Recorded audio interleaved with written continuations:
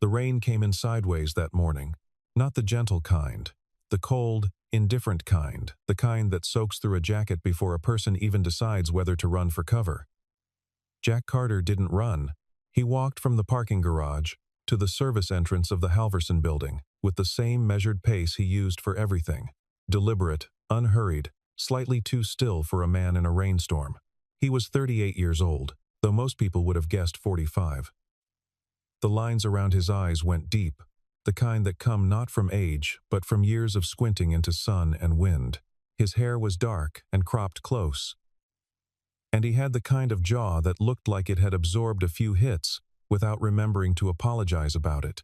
His jacket was gray, a $40 zip-up from a chain sporting goods store, and his work pants still had a paint smear near the left knee from a job 2 weeks ago. He swiped his maintenance badge at the rear door. The lobby security guard, a kid named Pete who was 22 and perpetually eating something, looked up from behind his desk. "Morning, Jack. Morning." That was the whole conversation. It was always the whole conversation. Jack had been with Halverson Facilities Management for 11 months. He arrived first, left last, never complained, never called in sick. He fixed what needed fixing: HVAC units, plumbing snags, the persistent electrical issue in the server annex on the 14th floor that 3 contractors had already failed to diagnose.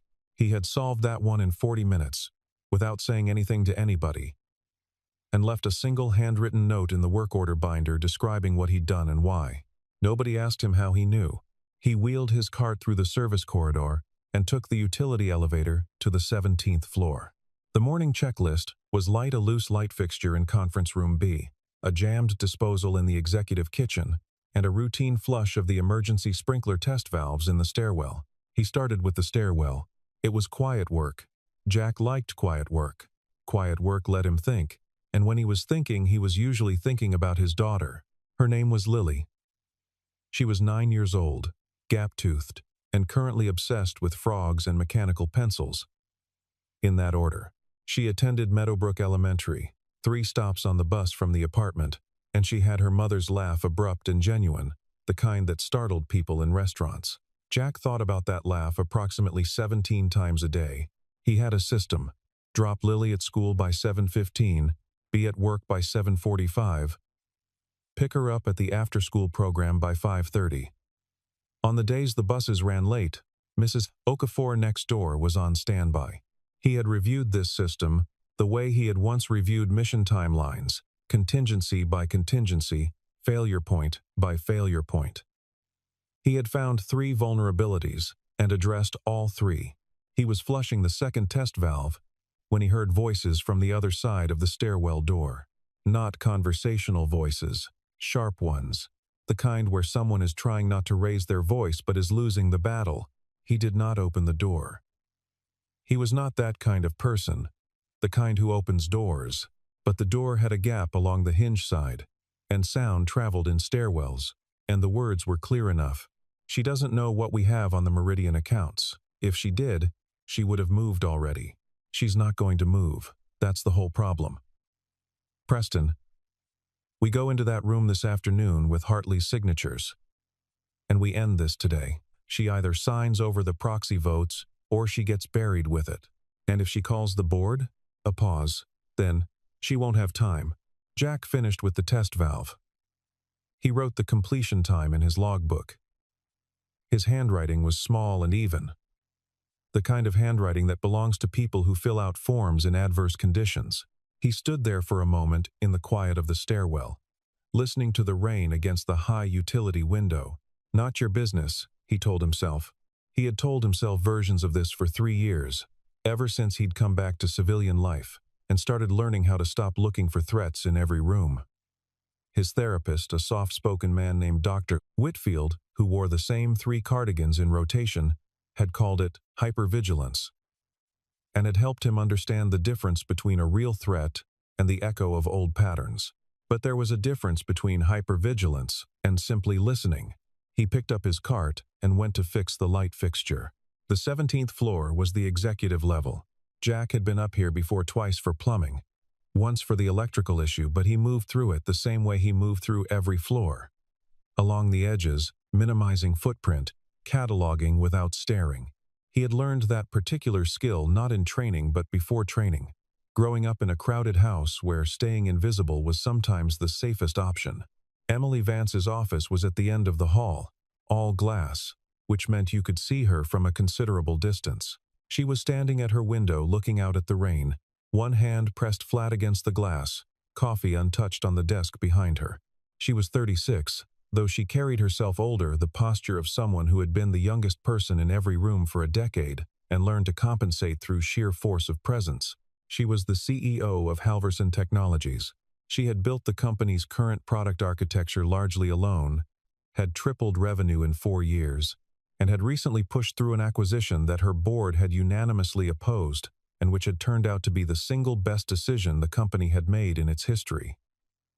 This was not Jack's assessment. This was what Pete, the security guard, had told him one morning while eating a granola bar, relaying it the way people relay facts about celebrities. With awe and the vague feeling of personal investment, Jack replaced the light fixture in Conference Room B. Through the glass partition, he could see the conference room on the far end of the floor.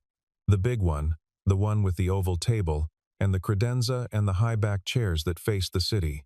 People were arriving, not casually. They were arriving with purpose. He counted 11 of them. The way they moved told him something. Not what they said, not even their faces. The way they distributed themselves in space. Half to one side of the table, half to the other, but not balanced. Grouped, like opposing teams at a negotiation, except nobody was looking at the opposing side. They were all looking at the chair at the head of the table. The empty one. He recognized 2 of them from his months on this floor. The older man with the silver hair, Arthur Greer, the chairman of the board. He had been in the building 4 times in 11 months. Twice for board meetings, and twice for something else that had not been in the facility calendar. The other man, Martin Shields, the company's general counsel. Jack had been introduced to him once, briefly, when Shields had needed a conference room unlocked. Shields had not made eye contact. Jack closed his toolbox and moved the cart out of the conference room. He went to the executive kitchen to deal with the disposal. On his way, he passed the alcove between the kitchen and the assistant bullpen. It was a narrow space, more of an architectural afterthought than a room, a coat rack, a small shelf of supplies, a HVAC panel he'd worked on twice. The panel's access door was ajar. That wasn't unusual. The panel had a latch that didn't hold. What was unusual was that someone had set up a small device beside the panel, not his equipment. Small, matte black, clipped to the conduit with a plastic bracket, about the size and shape of a garage door opener. He looked at it for 3 seconds. Then he walked to the kitchen and fixed the disposal, which turned out to be a wad of paper towels jammed against the impeller. He documented it, cleaned up, and moved on. He was standing at the utility sink washing his hands when Emily Vance walked into the kitchen. She was moving fast, coat still on. The focused expression of someone who has approximately 40 things to do before noon. She stopped when she saw him. "Sorry," she said. "I didn't know anyone was." "Done," Jack said. He was drying his hands. Disposal's clear. Paper towels. She looked at the sink, then at him. A practiced professional assessment. Quick and unself-conscious. "Thank you." She said it the way people say it when they mean it, not as a social reflex. She went to pour coffee. He packed his cart. He was at the kitchen door when he said, without turning around, "The conference room. Is that meeting for you, or about you?" A pause. "Excuse me?" He turned. She was holding the coffee pot and looking at him the way people look at something that doesn't fit the category they'd placed it in. "I'll take that as about," he said. He pushed the cart into the hallway. At 1:47 p.m., Emily Vance walked into the conference room. Jack knew the exact time because he was at the HVAC panel in the alcove, 17 feet away, doing a second inspection of the conduit that had no operational reason to require a second inspection. The maintenance logbook, if anyone checked, would show a note about a vibration in the plenum housing. The note was factually accurate. The vibration was minor. It did not require immediate attention. He was not there for the vibration. He had gone back to his cart after the kitchen conversation, pushed it down to the freight elevator, taken it to the basement, and then come back. He had told himself, in the elevator, that he was returning because of the device in the alcove, that it was evidence of something, and that evidence of something had a way of becoming relevant, and that a person with a maintenance authorization and a legitimate reason to be near that panel could simply be near that panel without requiring further justification. He had told himself this, and not believed it entirely. The truth was something simpler and harder to name. He had been in enough rooms where a person was being set up to recognize the geometry of it. The specific way the air changed, the difference between a meeting and an execution. He had walked away from things before it was a discipline he had cultivated. A hard-won understanding that not every situation was his to address. But walking away from this one required a deliberate choice, and deliberate choices could be examined. He had examined it. He had come back. Emily entered without hesitation, the door swung open, and she walked through it like she owned the room, which technically she did, and the men inside shifted slightly in their chairs the way men do when someone unexpected walks in with their spine that straight. Arthur Greer rose. "Emily, Arthur." She set her tablet at the head of the table. "I assume we can skip the agenda preamble. We thought it best to get directly to the matter." "I agree." Jack watched through the narrow glass panel beside the HVAC alcove. Not full line of sight, but enough. He tracked positions, posture, the angle of bodies. 11 men, 1 woman. The chair positions had shifted since his earlier observation. Martin Shields had moved to the seat directly to Emily's right, closer than was natural for a counsel of record. For 14 minutes, it was mostly documents. Papers slid across the table. Voices he could hear in fragments, but not entirely enough to catch the pattern, but not the specifics. The word meridian came up twice. The phrase fiduciary responsibility came up once, in a tone that stripped the phrase of any actual meaning. Emily didn't pick up the documents. She pushed them back the way a person pushes away a plate they didn't order. Then Greer spoke for a long time. His posture changed, while he spoke not aggressive, but definitional. The way a man defines the edges of a space and expects you to acknowledge that you're inside it. Emily said something that made 3 of them flinch. Shields stood up. Jack's hand stopped moving. Shields had a document, a thicker one, stapled, held two-handed. He walked around the table toward Emily's chair and set the document in front of her, with a slight forward lean, his weight pressing toward her. Not touching. But the weight was there. The geometry of it. Emily looked at the document. She did not touch it. Shields put one hand on the back of her chair. Not on her shoulder. On the chair. But close. He said something, low and direct. Jack was already moving. He didn't run. Running draws attention before presence is established. And presence was the whole mechanism. He walked, measured, unhurried, through the conference room door. The door swung fully open, and he stopped just inside it. Nobody moved for a moment, because nobody had expected the door to open at all. There was a security post at the elevator bay. There was no reason for anyone to be at this door. 11 men looked at him. Emily looked at him. He was in his gray jacket and work pants, cart handle in one hand, and he looked at Shields. "Hands off the lady." It wasn't loud. Loud would have been wrong. Loud would have been anger. And this wasn't anger.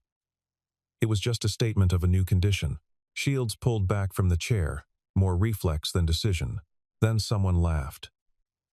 One of the junior board members, a man in his 30s with the particular confidence of someone who has always had things managed for him. "Who the hell let maintenance in here?" "Sir," Greer said. His voice carrying the careful neutrality of a man who expects to be obeyed. "You need to leave." Now, Jack took one step forward. Just one. But it was a particular step. Not aggressive, not theatrical. The kind of step that changes the geometry of a room. His weight settled differently. His hands were loose at his sides. His eyes moved across the room in a single pass, not nervously, not defensively the way a person reads a map they already know. Someone in the back of the room stopped laughing. Shields looked at him, and something shifted in Shield's expression. Not recognition. Something before recognition. The animal version of it.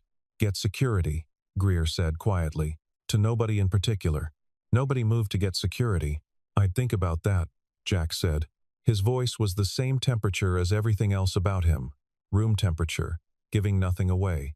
Security arrived 6 minutes later, 2 men from the lobby, both in their late 20s, both large, both professional. They came through the door fast, as trained. The first one, badge read Walters, assessed the room and went directly for Jack. He was doing his job correctly. The unknown variable was Jack. The known variables were 11 men in suits who belonged there. Walters put a hand on Jack's arm. The hand came off. Not violently. That's the thing nobody in that room could quite process in the seconds afterward. There was no violence in it. It was more like a demonstration. Walter's hand moved a fraction. Jack's arm turned slightly, and the hand came off with the physics of a latch being released. Walter stepped back, and his footing was wrong, and he put a hand on the table to stabilize, and stood there looking at his own hand like he was checking whether it still belonged to him. The second guard stayed at the door. The room was very quiet. Shields was not at Emily's chair anymore. He was at the credenza, 3 feet back, and his document was still on the table. One of the board members, older, heavy-set, seated at the far end of the table, leaned toward the man next to him and said something under his breath. The man next to him went pale. Carter, the voice came from the back of the room. Jack looked. He hadn't noticed the man before, seated at the end of the side row, not at the table, the kind of position that reads as observer rather than participant. He was 60 or so, athletic even sitting down, with the close-cropped gray hair and the particular manner of holding himself that belongs to a narrow category of people. The name in that man's mouth changed everything about the room. Greer looked at the man, then at Jack, then back at the man. What is it, Collins? The man named Collins was looking at Jack with an expression that was almost careful. The kind of careful that comes from understanding something with precision.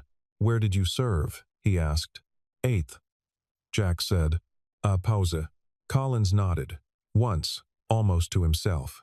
The room shifted, not physically. Nobody moved, but the pressure in it changed direction. The way pressure changes in a room when someone reveals something that cannot be unrevealed.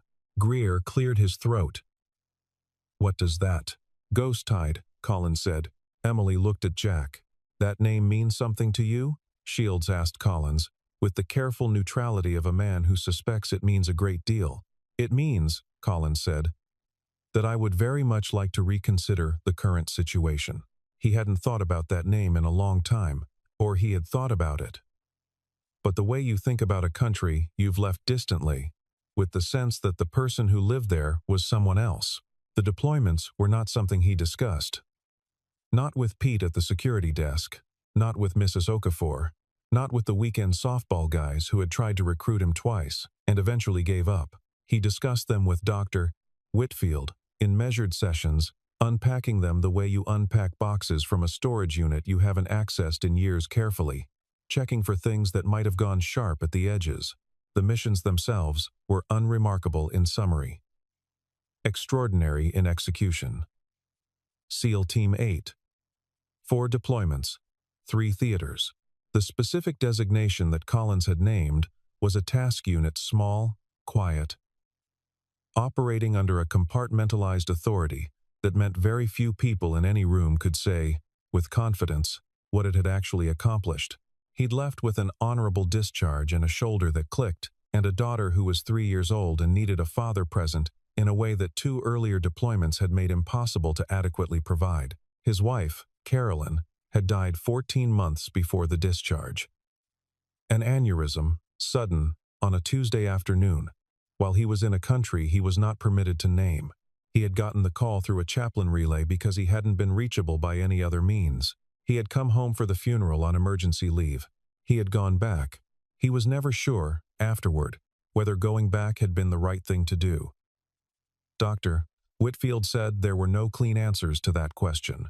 Only the need to locate what you were carrying and decide what to do with the weight of it. Jack had come to understand that he was carrying it mostly in the form of a commitment to Lily, present, specific, unavoidable, and that this commitment was not a burden, but a direction. He was a maintenance worker now. He was a father. Those were the true facts of him. But some things don't fully decommission. He had noticed the device in the alcove the way he noticed certain things not consciously, not as a decision, but as a pattern being matched against a library of patterns so deeply encoded they operated below language. Matte black casing. No manufacturer markings. Frequency transmitter profile consistent with a recording relay. He had detached it while he was fixing the disposal. It was in his jacket pocket. "I want everyone not at this table to leave," Emily said. Her voice was the same as it had been when she'd walked in. Clear, level, carrying the authority of someone who has been told repeatedly that authority is something she should qualify and has chosen not to. Shields looked at Greer. Greer looked at Collins. Collins did not look at anyone. He was looking at a middle distance, doing the private math of someone recalculating. The 3 board members who had been standing moved to the door. The second security guard stepped back. Walters had already left. Shields did not move. "Martin," Emily said, "that includes you. I'm counsel of record for." "You're counsel of record for the company," Emily said. "Right now, I need to have a conversation about the company, and I'm telling you to leave." He left. His face was wrong too, controlled. The kind of control that burns extra effort, but he left. The room had 7 people in it now. 6 board members. Emily. Jack standing near the door with his cart. "You." Emily was looking at Jack. "Stay." Greer turned. "Emily, he's a..." "I know what he is," she said. She didn't say it triumphantly. She said it the way you state a correction. She looked at the document Shields had left on the table. She did not touch it. Her eyes moved across it from where she stood. The way someone reads a notice posted on a wall, taking it in without giving it the dignity of handling. "This is the Meridian account," she said. No one confirmed it. No one denied it. The Meridian account was authorized by 3 people. I was one of them. Arthur, you were one of them. She let that sit. The third was a finance officer who has not been employed here for 8 months, and whose authorization under the terms of the board resolution became invalid upon termination. She looked up, which means this document is not executable. Whatever was agreed to, whatever names are on it, the authorization chain is broken. Any attorney, any competent attorney, would have caught that before preparing this for signature. The heavy man at the end of the table shifted in his chair. "Unless," Emily continued, "the attorney in question was aware of the broken chain and chose not to mention it." The silence that followed was the specific silence of a room where something true has been said about something that everyone present would prefer remain unsaid. Jack reached into his jacket pocket. He set the recording device on the table. It was small. In the fluorescent light of the conference room, it looked even smaller. An unremarkable piece of hardware that had no reason to exist in an HVAC panel 17 feet from an executive boardroom. "That was in the alcove," he said. "Frequency spec looks like it was transmitting to a receiver somewhere in the building. Probably outside the room somewhere. The signal doesn't require line of sight." He looked at Greer. "You'd know more about that than I would." Greer's face went through several things in rapid sequence. Arthur Greer was 71 years old. He had been on the Halverson board for 12 years, first as a member, then as chairman. He was the kind of man who described himself as a steward, with the sincerity of someone who had rehearsed the word until it felt natural. He had a foundation. He donated to universities. His grandchildren called him Grampy Art. He looked at the device. He looked at Jack. "I have no idea what that is," he said. "Okay," Jack said. "The implication that I didn't make an implication." Jack's voice hadn't changed. "I stated where I found it. The implication is yours to draw." One of the board members, the youngest one, a woman in her 40s who had not spoken the entire meeting, stood up slowly. She looked at the device, then at Greer, then at the device again. "Arthur," she said, "tell me there's an explanation for this." Collins was the one who explained it, in the end. Partly because he knew Jack from a context nobody else in the room shared, and partly because he was the only person in the room who had spent significant time in situations where a full accounting was the only path to any stable resolution. Collins was, it turned out, an independent auditor retained by 2 minority shareholders, the kind of shareholders who had no seats at the table but had enough percentage to demand an audit and enough concern to pay for a thorough one. He had been in the room as an observer. Greer had agreed to it as a concession, under the assumption that the meeting would proceed as planned and that an observer would observe a clean transfer of authority with no irregularities to report. He had not anticipated Jack Carter. Collins opened a case that he'd kept by his chair throughout slim, matte, professional, and removed a printed report. 43 pages. He set it in the center of the table. The Meridian account, he said, was not a standard acquisition fund. For the last 22 months, it has functioned as a pass-through for a series of transactions that do not appear in any Halverson financial disclosure. The youngest board member, her name was Rebecca Holt, and she had joined the board 14 months ago and had been questioning certain line items quietly. For the last 6 was reading the front page of the report. She looked up at Greer. Greer had gone still. The device, Collins continued, was consistent with a method used to generate a contemporaneous record of verbal commitments in contexts where written documentation carries legal exposure. The intent would have been to record Miss Vance agreeing to sign, under duress, and use the recording as additional evidence that the transaction was completed under her authority. He paused, which would have made everything that followed look like her idea. Emily had not moved.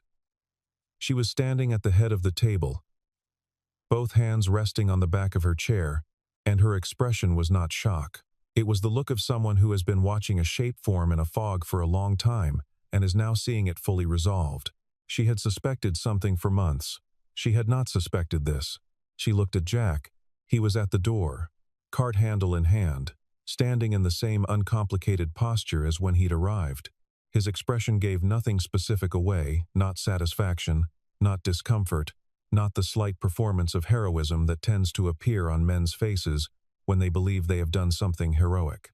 He was just there. "You knew what this meeting was before you came in," she said. "I knew enough. From the stairwell. Partly. And the device. Partly," he said again. She studied him. The professional assessment, this time, was slower. "Who are you?" He looked at her for a moment, with the unhurried consideration of someone choosing their words, not from caution but from accuracy. "Right now," he said, "I'm the guy who unclogged your disposal." There is a particular silence that descends on a room when the situation it has organized itself around collapses. It is different from the silence of surprise. Surprise is momentary. This silence has weight. It settles into chairs and presses against the walls and makes people look at their hands. Rebecca Holt had taken the Collins report. She was reading it with the focused attention of someone who is professionally accustomed to legal documents, but has not previously read one that made her physically cold. 3 of the board members were looking at Greer. Greer was looking at the table. He was not looking at the recording device. He did not need to look at it. He knew exactly what it was. Which meant that his earlier protestation, "I have no idea," had the specific texture of a lie that had already expired. "Arthur," the voice was from the man to his left, Thomas Harding, who had been on the board for 6 years, and who wore the expression of a man who has just discovered that the car he bought in good faith has a stolen title. "Is this as any of this?" "I need to speak with legal counsel," Greer said. "Martin Shields," Jack said from the door, "is the counsel of record who prepared the invalid authorization document." Another silence. Harding put both hands flat on the table. "Then we need outside counsel," he said. And the way he said outside made it clear that the word was doing significant work. Emily had finally sat down, not in the manner of someone giving ground, but in the manner of someone who has been standing for a long time and has earned the right to sit. She opened her tablet. She was already composing something. Her hands moved with the compact efficiency of someone who has processed their shock privately and is now in operational mode. "Rebecca," she said, without looking up, "I need you to formally move to adjourn this meeting, pending review by independent counsel." Rebecca Holt had been a corporate attorney before she joined the board, and she had the muscle memory of someone who has seen the difference between a messy situation and a catastrophic one and knows exactly which procedural lever separates them. "So moved," she said. "Seconded," said Harding. Greer did not vote. The meeting was adjourned at 3:04 p.m., 1 hour and 17 minutes after it had begun, and 14 minutes after the maintenance worker had walked through the door. The next 2 hours were other people's work: lawyers, compliance officers. Eventually, 2 men from the building's internal security team, who had been entirely unaware that any of this was happening, and had the stricken expressions of people who feel retroactively responsible for a situation they could not have reasonably anticipated. Jack gave a brief statement, factual, minimal, sequenced, and then asked if he was needed further. He was told not to leave the building. He went to the service corridor and ate lunch from a container he'd brought from home, turkey and rice, packed the night before, when Lily had been asleep and he'd been moving quietly in the kitchen the way he moved through every space he occupied. He thought about calling Mrs. Okafor to confirm the 5:30 backup. He decided against it. He had time.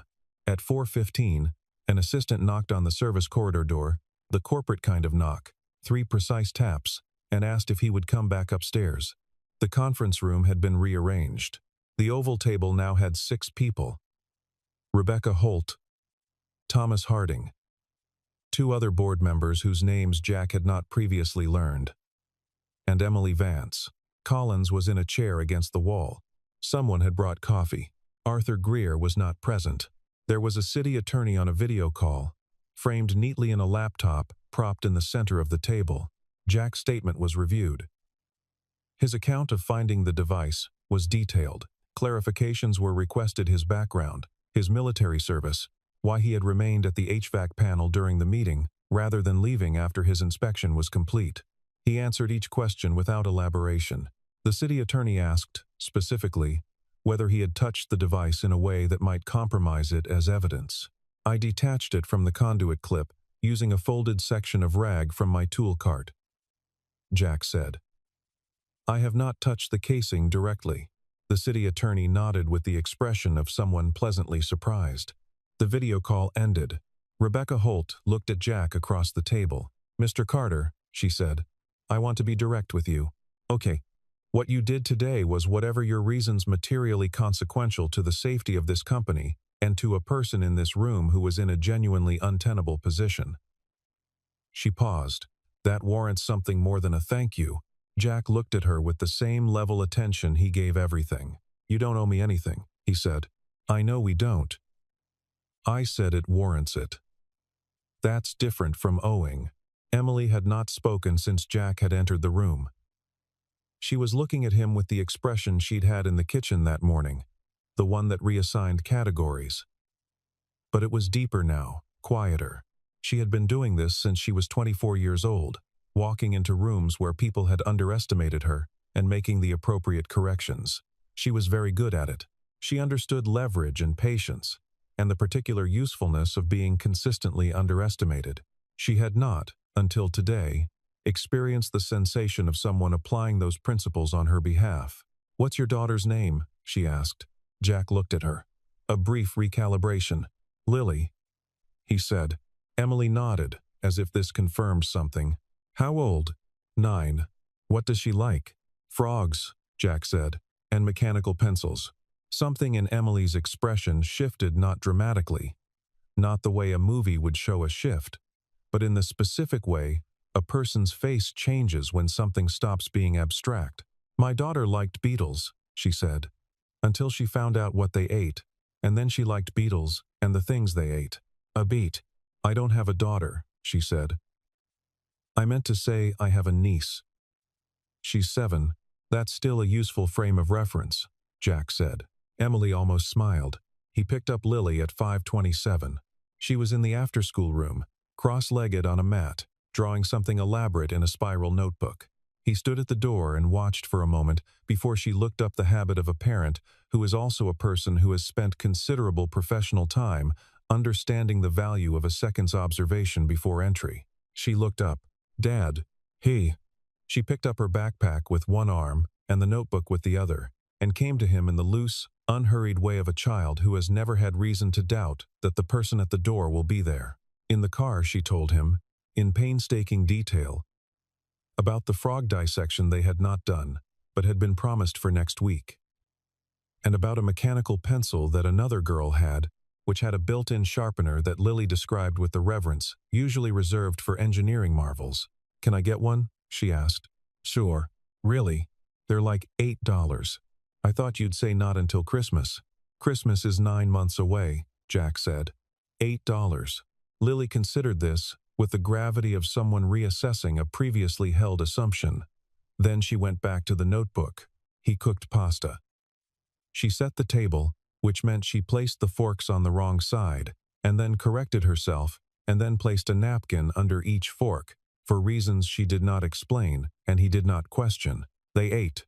He told her the disposal had been clogged with paper towels. She asked why people put paper towels in disposals. He said he genuinely did not know. He was washing the dishes when his phone buzzed, a number he didn't recognize. He almost didn't answer. "Mr. Carter. This is Emily Vance. I got this number from the HR file. I hope that's all right. I'm outside." He looked at the window. There was a car at the curb, dark blue, practical, not the kind of car he'd have associated with a CEO until he understood her better. Which was, he supposed, approximately 8 hours. He dried his hands. "I'll be right back," he told Lily. "Who is it?" "Work. You don't go to work at night." "I'm not going anywhere," he said. "Just the porch."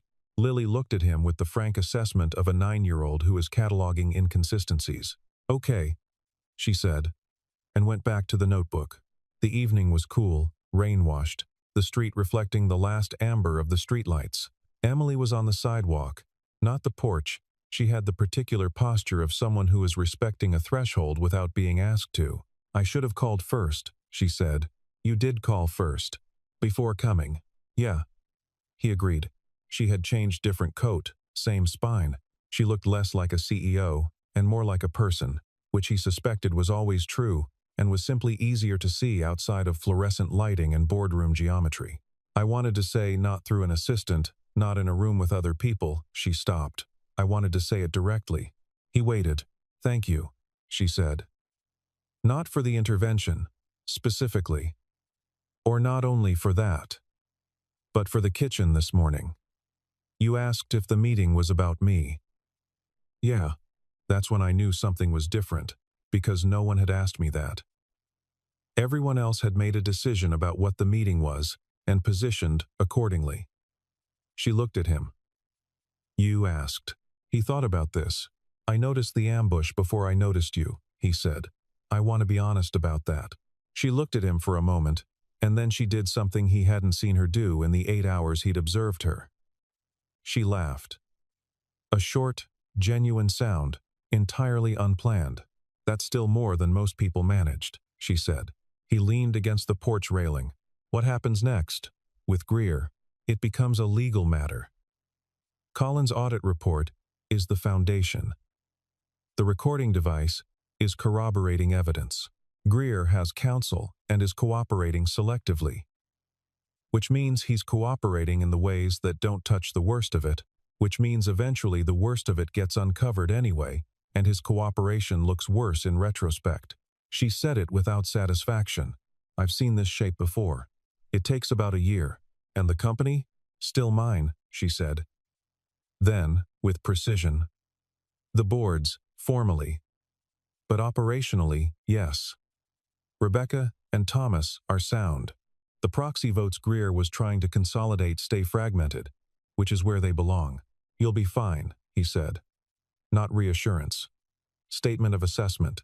"I know," she said. Also a statement of assessment. They were quiet for a moment. The street was empty. Inside the house, through the window, Lily had migrated to the couch and was drawing with her feet tucked under her. Emily looked at the window. "She knows how to sit still," she said.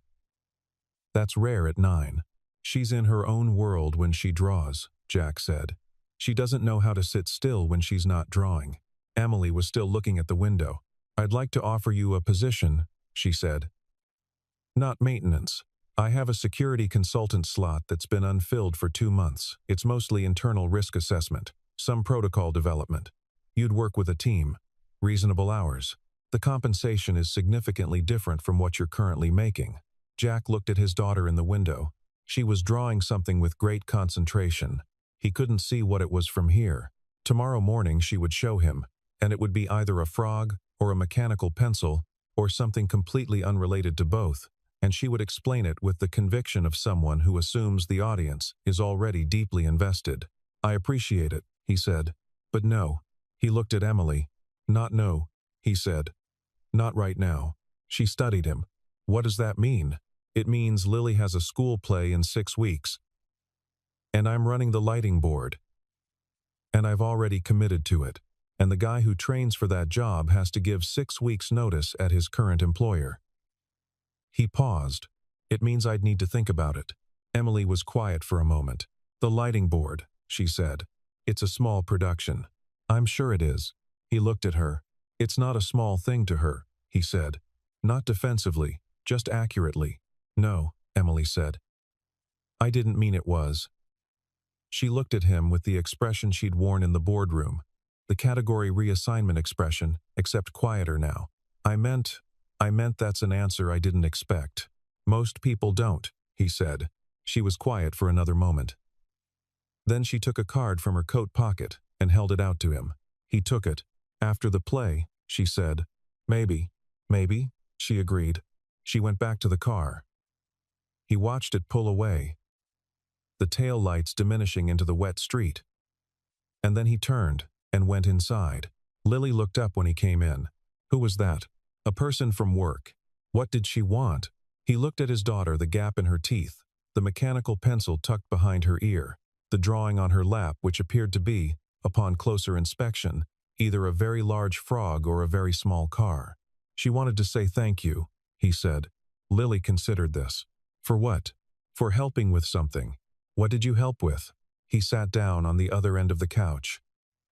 She moved her feet to make room, reflexively, without looking up from the drawing.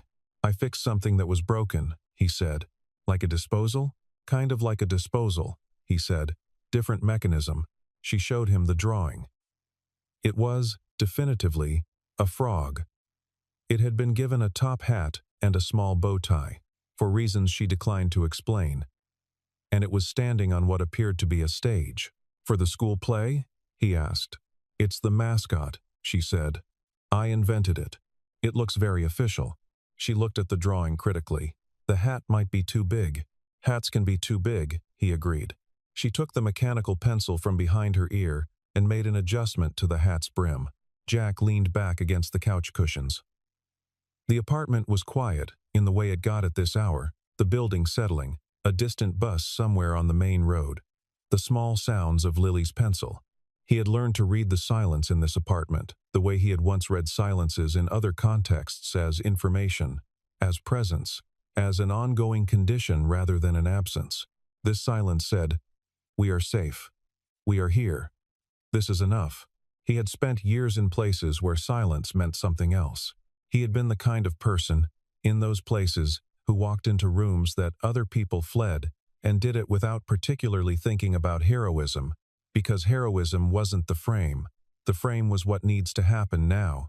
He had dismantled threats, not because he was brave, which was a word that never felt quite accurate, but because he had been specifically trained to identify what required action and act without the gap of doubt that most people experienced. He still had that. He suspected he would always have that, but he had chosen a different allocation of it. The card was in his jacket pocket. Emily Vance's name, her direct number, her email. He would think about it. He was honest enough with himself to admit that the work had not felt wrong, that moving through that situation had felt not comfortable, exactly, but fitting. The way a key fits a lock it was cut for. He was honest enough to admit that 11 months of maintenance work had kept him occupied without always keeping him engaged, and that there was a difference. But he was also honest enough to know that engaged was not the same as right, and that the question of what was right for Lily was more important than the question of what was fitting for him. He thought about the men in the boardroom, specifically the ones who had laughed that brief, dismissive sound that belonged to people who have never been wrong about a room and don't expect to start. He was not angry at them. Anger required energy, and he had learned to conserve his, but he thought it was worth noting, in the private ledger he kept of how things worked, that the laugh had lasted approximately 4 seconds, and the silence that replaced it had lasted considerably longer. He thought about Emily, too. The way she had walked in, the way she had not touched the document. He had watched many people under pressure, and the ones who maintained complete stillness in their hands while everything else shifted were a particular kind of person not unafraid, but choosing despite the fear, which was the harder thing. She would be fine. He had said so. He had meant it. 6 weeks. After the play, Lily held up the drawing again, this time further back, squinting at it with the critical distance of an artist assessing scale. "I think it needs a cane," she said. "To go with the hat? Frogs deserve accessories," she said, with the certainty of a person stating a self-evident principle. He looked at the drawing. The frog with its top hat looked back at him with the cheerful confidence of a creature that had no idea it was a drawing, and simply existed, formally dressed, on its stage. "Yeah," he said. "Give it a cane." She started drawing.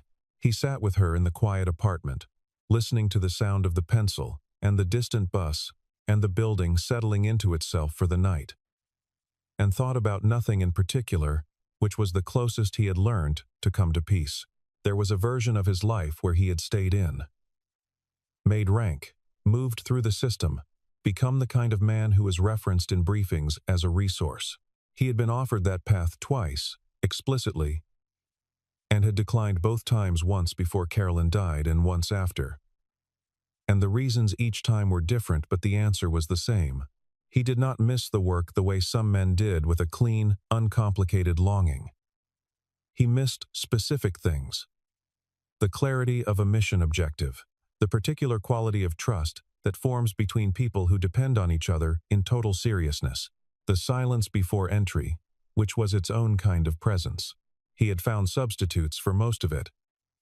The apartment's small maintenance emergencies, Lily's school, where he volunteered quarterly and was trusted with the lighting board precisely because he listened to instructions and did not improvise. Miss Okafor next door, who brought him food sometimes and asked no questions, and whose company he had come to value without exactly being able to say why. It was a life built from what remained after subtraction. He had come to understand that this was not a diminishment. It was just architecture, the form that fits the space available. Outside, the city went on. Inside, this was enough.